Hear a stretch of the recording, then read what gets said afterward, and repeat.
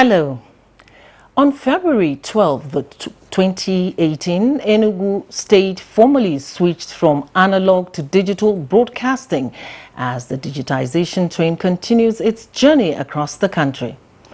With the digital switchover successfully launched in the southeast geopolitical zone, Enugu becomes the 5th state to enjoy digital signals on radio and television. This is yet another achievement for the Integrated Television Services ITS, which is one of the national carriers in the process. No doubt, the journey towards digitization has been slow and the expected dates for total switchover shifted many times due to some reasons. But those who know say that process is being made, and sooner than later, the nation will be fully covered. Now, what is the level of the progress made so far? What are the challenges? What is the audience experience? These are questions we shall raise among others on Nigeria Today. I am Joy Osiago.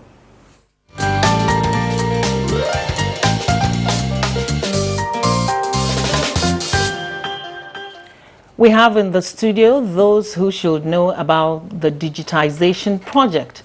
First is the manager of the Integrated Television Services, ITS, Engineer Rotimi Salami. Engineer Salami, you're welcome to our studios. Thank you very much. Good evening. We also have Mr. Maxwell Loko, Managing Director of NTA TV Enterprises. Thank you for joining us. Thank you, Joy. Pleasure. Engineer Rotimi, some uninformed Nigerians may want to know what digitization and the buzz about digital switchover is all about. So what is this all about, and why are we laying so much emphasis on it at this time? Thank you. The actual project of digitization of television broadcast is the conversion of the present analog on-air free-to-air television services into the digital mode of transmission. Studios are already virtually all digital-based equipment, but the transmission processes virtually for all TV stations available in this country today are still analog. This is what we are trying to articulate together, bring them on a single platform for you via a set-top box in digital format. The benefit includes we are saving on spectrum. Ordinarily, the frequency allocated to one single station in the present analog system can be used in transmitting 20-25 channels in the digital format. That implies we are saving on energy consumption, we are saving on frequency, we are saving, and equally we are giving the viewership multiple choices to make from. Interesting. So, Mr. Maxwell, where are we in the digitization process at the moment? Well, in Africa generally, but Nigeria specifically, I would say it's a mixture of optimism and pessimism. And depending on which side you are, they are all correct. Those who are optimistic, of course, we argue that we have achieved some milestones, including, for instance, the rollout in JAWS by ITS, for instance, in JAWS, in Ilorin, Enugu recently, and probably Osogbo very soon. Of course, the other signal distributor too have rolled out in Abuja. They have successfully rolled out in Kaduna. So those who are very optimistic believe that with this rollout, it shows we are making some progress as far as digitization is concerned. But having said that, we should also look at the argument of those who are very, very pessimistic about the whole exercise. And they argue that those areas covered so far is just a little bit of the total TV landscape of the whole country that needs to be digitized. Considering, like you said in your opening statement, that we have missed so many dates, and to still be talking about just a few states out of probably 36, and that is talking about states. because if you are talking about a successful rollout, you should be talking about cities. And if you're talking about cities, then we're talking about well over probably 100 cities in Nigeria. So if you look at that analogy, then you now know that those who are very pessimistic arguing that we've really not started yet. But having said that, we have to give it to the signal distributors and other stakeholders who have taken the bold step to even get us to where we are right now. So as far as the rollout is concerned, those cities that are already enjoying the digital signal will tell you that it's a very wonderful experience. All right, Engineer Rotimi, what is your take on the issue of progress in terms of the places where we've touched so far? For the DSO, universally, it's a capital-intensive project, and that is the #1 challenge the entire players on the platform are experiencing. In other climes, spectrum are leased out to raise funds for this project. Take, for example, in Britain, the BB spent well over £700 million in realizing digital switchover, and I think their landscape is not as big as that of Nigeria. In Italy, for example, there are over 3,000 sites built, and these are funded by revenue generated from spectrum sale as a result of this migration. In our own climb here, we are having this issue of funding, basically because these ideas tried out and tested in other countries had not been put into place here. We are solely relying on government to bring this fund, and if you look at the economic situation in Nigeria today, even if government has all the resources, television is the least of their worries. So we are being creative in looking for ways of funding the process. Once we get, and the unfortunate thing is that Nigerian businessmen want to invest today and realize there are dividends tomorrow. So these are the challenges in which we are, the minefields in which we are maneuvering through. I believe the Nigerian spirit will come to prevail at the end of the day. So, Mr. Maxwell, what can we do to get the private sector on board? Well, you know, like the GM said, most private sectors are profit-driven. Anybody who invests his money wants return on investment as quick as possible. But you know, the media landscape, particularly the DSO we're talking about, one, like you said, is capital intensive, and it's something that you have to wait patiently for a long period of time to get your return on investment. Now, having said that, you have to also understand that in the value chain, the critical players, the signal distributors, for instance, who are very critical in the DSO project, are the ones who spend the most of the money. Then below that value chain, again, you are talking about the set-top box manufacturers. That is another device that without which we can't be talking about digital switchover, you know, in the short run. So, but those two critical institutions, or let me say stakeholders in the value chain, need to spend a lot of money to get this thing going. And no investor, for instance, will put his money in a venture where the business model doesn't seem to him like he's going to make a quick return. But aren't there ways, like strategies we can use to reach out to this people in the private sector, because in the long run they'll benefit from it?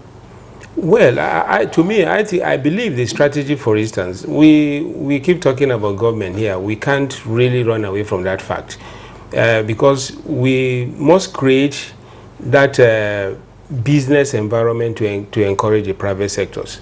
Well, I must give it to the government for starting that initiative of, in the first instance, asking that set-top box manufacturers come with boxes at subsidized rate, so people know and have a feel of what this is. So that by the time you go post subsidy, people wouldn't mind now paying more. At that point, set-top box manufacturers can now go to the banks and begin to ask. If the banks know that there is high demand for the product that is in short supply, then it's bankable. They can come in. So the signal distributors on the other side will have to more than convince people that investors, that there is money to be made in the short run or even in the long run for them to come in. So I think the government has a very critical role to play here. One, like he said, government has priorities, and the list of those priorities possibly is the media. But there are several other ways, strategies we can raise money, from the public sector. For instance, he talked about saving spectrum. The greatest beneficiary of this spectrum are the telecoms. In other climes, this spectrum are sold or auctioned ahead so that government can generate enough revenue and plow it back into the digital switchover process. It is when the process is in full flight that investors will be or may be interested to come in. But before then, honestly, I think there has to be some kind of government intervention in terms of, by way of creating the enabling environment and making it easy for those two stakeholders that I mentioned that are critical in the whole value chain to attract investors. Engineer Rotimi, let's talk about access and subscription in terms of set-top boxes. How are we doing? Is it accessible? Are they available? You see, part of the challenge, affordability. they are very affordable where they are available. But that is part of the challenge we are facing now. You see, ordinarily, if data were available, there are certain economic indices that indicates who and who gets subsidized set-top boxes. They shouldn't be available to just everybody. Some of the citizenry could afford these things without sweat, while some wouldn't. So if the data were available to show this level of the earnings of each class of people, maybe we'll have projected that maybe just 3 million, 10 million people need to have these set-top boxes. Then subsidy will be for those class, and there will be a way of identifying them and giving them. Even in the US, people were given coupon to procure set-top box in their own switchover. So that issue of subsidy is not something out of the blue. But the fact is, like he said, investors are not willing to put their money where they are not assured of returns within the shortest possible time. So this is where the set-top box manufacturers are finding it very difficult to raise the necessary capital to go ahead and produce these set-top boxes. Now, talking about manufacturers, do we make them locally here, or we get them from abroad, or they're subsidized? How is that? I think Mr. Maxwell is in a position to tell you better. Well, incidentally, TV is one of the licensed set-top box manufacturers, and there are 13 of such licensed set-top box manufacturers in Nigeria, 7 of which have set up the assembly line. Now, the government's idea of licensing these set-top box manufacturers was actually to manufacture these set-top boxes locally, and that is why 7 out of the 13 have rolled out the assembly plants in Nigeria. But again, you must understand that when we talk manufacturing in Nigeria, basically we are still talking about bringing in completely knocked down, at the worst case scenario, CKDs to assemble. So you talk about chipsets and other things that are completely not available here. Now, coming back to affordability and availability, like you said, when government gave subsidy, these set-top boxes were sold at 1,500, which to a lot of people, by whatever indices, like he said, it's affordable. Now, but post-subsidy, now government say we can't subsidize again. If you look at the 25 million TV viewing homes, with an average of 2 set-top boxes per home, you are looking at about 50 million set-top boxes. Now, if the set-top boxes, as we speak now, post-subsidy, comes at a minimum of $26 or $25, and the manufacturer has to add maybe a markup of $1, and it goes to the market at $26, you are talking about 9,000 or 10,000 naira. See the difference between the government subsidized 1,500 and the sudden rise to 10,000. The people we are targeting, the low end, whom we are targeting for this free TV, would definitely complain. And again, if you multiply that sum by 20 million boxes, it's huge. So what's the way out of this challenge? Well, the way out of this challenge, one, is for those manufacturers who already have the assembly line here to continue to roll out these set-top boxes because they are critical. Wherever the signal distributors go, there can be a DSO, a digital switchover, if there are no set-top boxes. So, but again, there must be serious public awareness that these set-top boxes are not the government subsidized set-top boxes. People should be prepared for a one-off, payment of 9,000. When you have content, 30 channels that you may watch forever without paying any subscription. So that one-off may just be the incentive for them to be willing to make sacrifices to buy the set-top boxes. Because don't forget, some pay TVs now are even selling their decoders or set-top boxes cheaper than the free TV. So we must communicate that in a manner that people will understand that if you pay 9,000 or 10,000 for a set-top box, you are obviously not, it's still some win-win for you because you are not going to pay any subscription for the channels you are watching, for a very long period. All right. You're watching Nigeria Today on NTA News 24, and we're looking at digital switchover, the journey so far. The program returns after this break. Coming up on NTA News 24, Nigeria Today, 7:30, Monday to Friday, with exciting anchors on topical issues.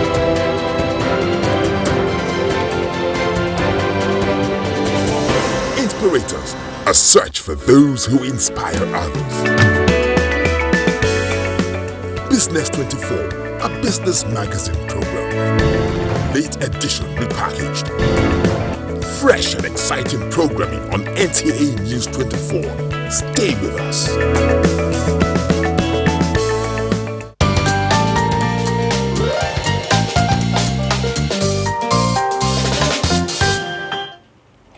You're watching Nigeria Today, and we're talking about digital switchover in the country and the journey so far.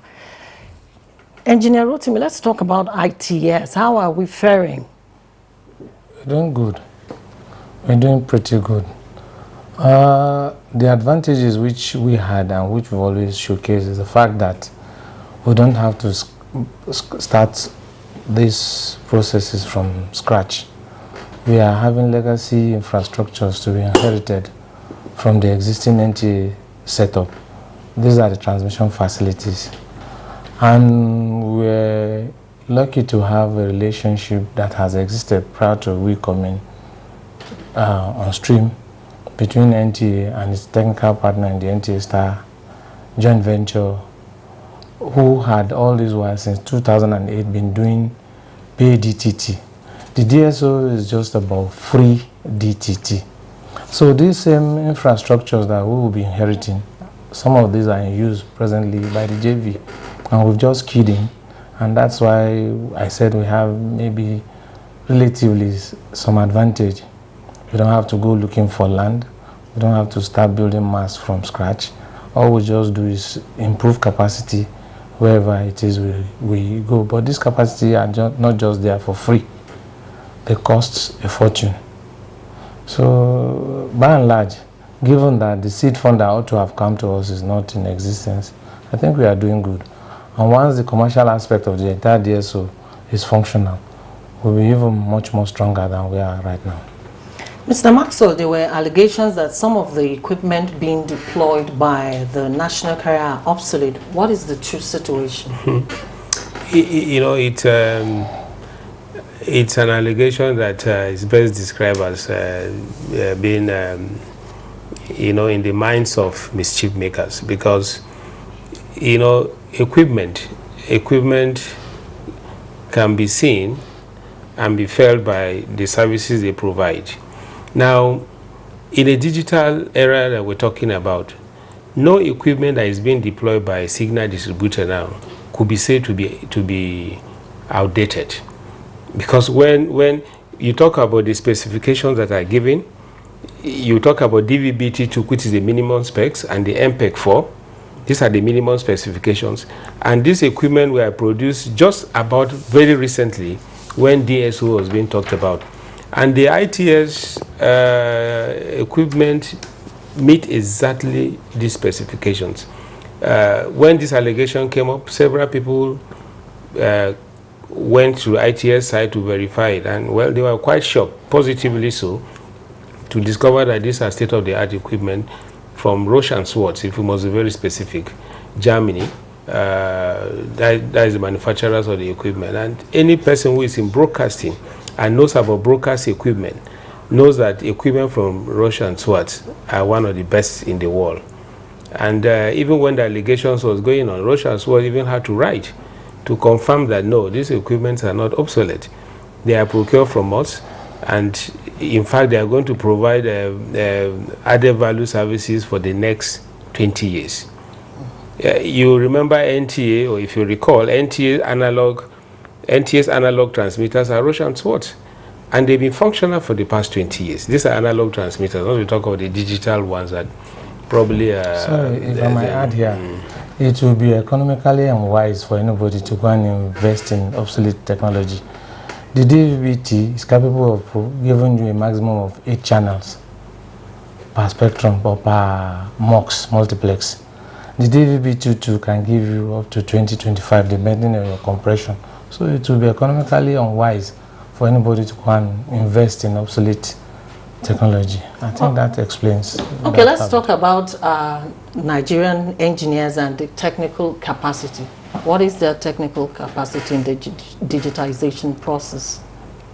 Well, you find it very interesting to know that since we rolled out in April 2016 in Jos, all our further expansion minus the equipment installation, which is done virtually based on the specifications by equipment manufacturer, all maintenance and so on are carried out by our own personnel. That I can beat my chest. So we are getting better and better by the day. We are improvising, and we can only get much better as we go. The issue, like he said, that's one of the benefits that will come from this digitization. People will be creative, apps will be developed, even we will adapt. Like he said, part of the transmitters in use by NTA were bought way back 1999. They are still in service, not necessarily because the spares are still available, but based on the ingenuity of the engineers NTA had produced over the years. And I see this happening and being translated into the digital era too. Let's talk about content. We know that content is key, Mr. Maxwell. So how much has been achieved at the moment in terms of content? In fact, I think that has been one of the challenges that broadcasters will have to face in the very near future, because we have been making and talking, making so much noise on the other end of the DSO, which is providing signal, providing the equipment that we ensure that people get these channels or content at home.